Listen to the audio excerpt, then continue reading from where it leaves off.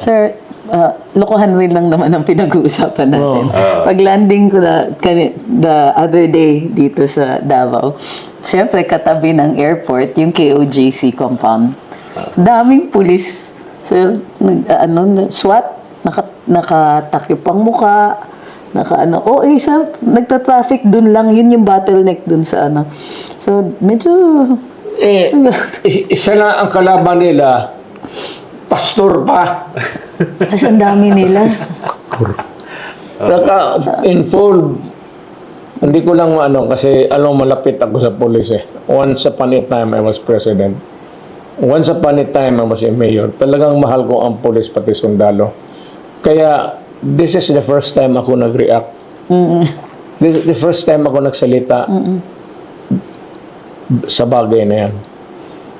Kaya ang kalaban ng gobyerno, wag na lang yung police pati military, ayaw kong idadamay. Gobyerno na lang. Ang kalaban ng gobyerno, si Pastor Kibuloy, isa lang yan. Isang tao lang po yan.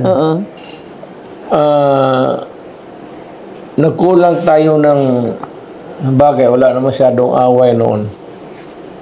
So, dapat siya mga ganon, naka-full battle gear. Isang pastor na of Jesus Christ, the name above every name.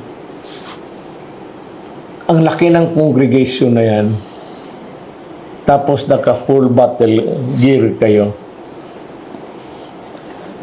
Magtanong ako, sino ang kalaban ninyo? Wala namang private army yan si pastor. Prayer warriors. Marami, pero million. Yung prayer warrior na yan.